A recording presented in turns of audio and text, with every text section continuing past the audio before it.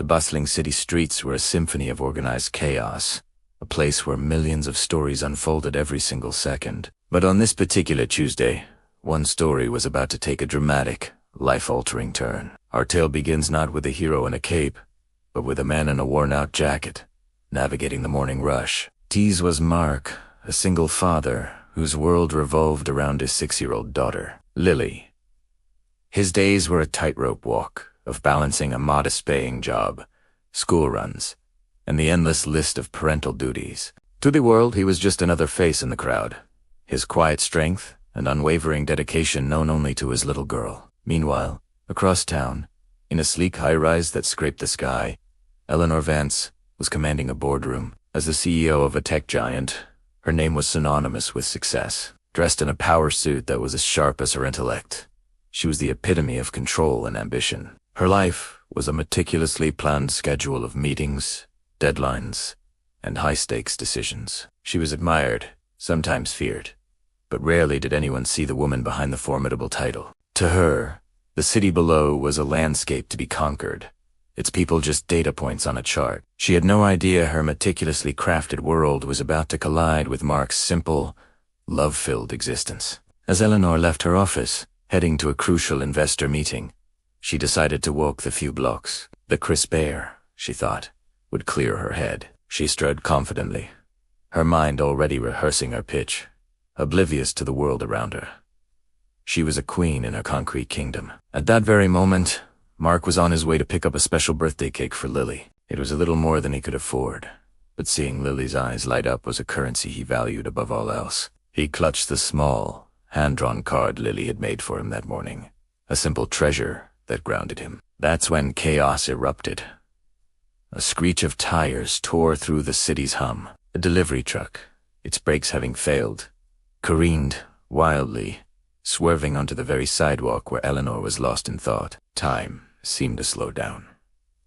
People screamed and scattered, a wave of panic washing over the street. Eleanor froze, her mind, usually so quick, unable to process the immediate danger. The massive truck was a metal beast bearing down on her, a final, unavoidable deadline. But from the blur of the panicked crowd, a figure shot forward. It was Mark.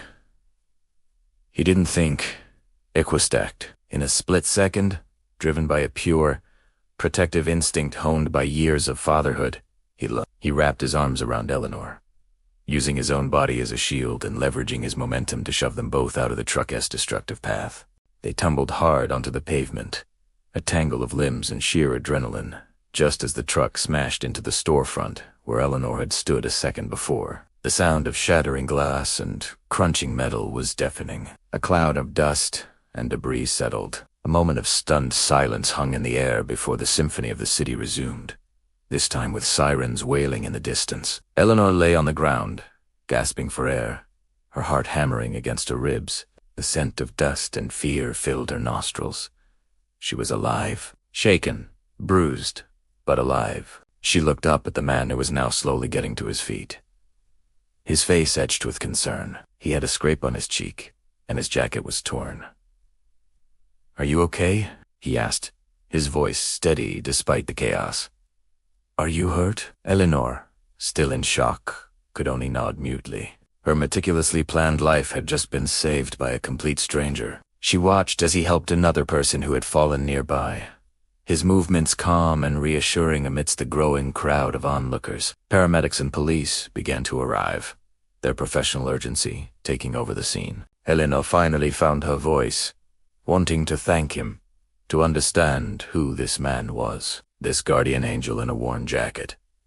She turned, her eyes scanning the crowd, but he was gone. He had simply vanished, melting back into the cityscape, as if he were never there. In the aftermath, Eleanor's assistant rushed to her side, frantic.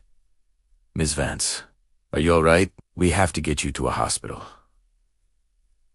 But Eleanor was barely listening. Her mind was replaying the moment over and over. The screech of tires, the blur of motion, the stranger's strong arms pushing her to safety. Who was he? In a world where everyone wanted something from her time, her money, her influence, this man had given her the most precious gift, her life, and had asked for nothing in return. He hadn't waited for a thank you, for a reward, for recognition. He had just left.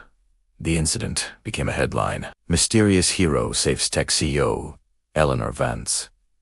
The media was in a frenzy. Security footage of the event went viral, but the man's face was always obscured, a fleeting shadow in the grainy video. Eleanor deployed the full resources of her company to find him. She hired private investigators, offered a substantial public reward. She felt an overwhelming need to find this man, to look him in the eye and express the depth of her gratitude. It became an obsession, a puzzle she couldn't solve, which was a foreign feeling for a woman who always had the answers. Days turned into a week. The search was fruitless. It was as if the man had evaporated. Meanwhile, Mark was nursing a bruised shoulder and a torn jacket. He had told no one. When Lily asked about his limp, he just said he'd tripped. The last thing he wanted was attention. He had seen the news reports, recognized the woman he'd saved as the famous Eleanor Vance. But the world of CEOs and media frenzies was not his. His world was packing Lily's lunch, reading her bedtime stories, and planning her 6th birthday party. The day after the incident, he had simply gone to another bakery, bought another cake, and celebrated with his daughter. Her happy laughter was the only reward he needed. Eleanor, however, was changing. The near-death experience had cracked the polished veneer she had so carefully constructed. She started seeing the city not as a chessboard, but as a community of individuals, each with their own story. She looked at her employees not just as assets, but as people with lives and families. One afternoon, while reviewing yet another dead-end report from her investigators, she noticed something in the background of a news photo from the scene. A small, crumpled piece of paper on the ground. A child's drawing. A stick figure of a little girl, holding hands with a taller stick figure, with "I love you, Daddy" scrawled in crayon. A new lead. It was small, almost nothing, but it was human. Her investigators shifted their focus, searching for men who had young children in the area. They cross-referenced school districts and local community centers. It was a long shot, but it was the only shot Eleanor had. Finally, a breakthrough. A preschool teacher recognized the drawing style. "Oh, that looks like something Lily would draw," she said. "Her father, Mark, picks her up every day." The address led Eleanor not to a penthouse, but to a humble apartment complex in a quiet neighborhood. Her heart pounded as she knocked on the door. When it opened, she saw him. He looked different, without the chaos and adrenaline, just a tired-looking man in a simple t-shirt. Recognition dawned in his eyes, followed by a flicker of, was it panic? "Lily, can you go to your room for a minute, sweetie?" He sighed, didn't he, before turning back to Eleanor. "Can I help you?" he asked, his tone polite but guarded. Eleanor found herself at a loss for words. All the prepared speeches, the offers of rewards, they all felt hollow. "You saved my life," she said, her voice barely a whisper. I've been looking for you." "I wanted to thank you." Mark just shrugged, a hint of a sad smile on his face. "Anyone would have done the same," he said. "I'm just glad you're okay. I didn't want any trouble." Trouble. He thought she was there to cause trouble. The thought struck Eleanor deeply. "I don't want to cause trouble," she assured him. "I want to help you. Anything you want. A new job, a house. Anything." Mark looked past her, toward the sound of Lily humming in her room. He shook his head. "Thank you, but we're okay. I have everything I need right here in that moment." Eleanor Vance. The woman who had everything, understood. She was looking at a man who had very little by the world's standards, but was richer than she could ever imagine. He hadn't faded into the crowd out of shyness. He had returned to a world that mattered more than any headline. Eleanor didn't insist. Instead, she left.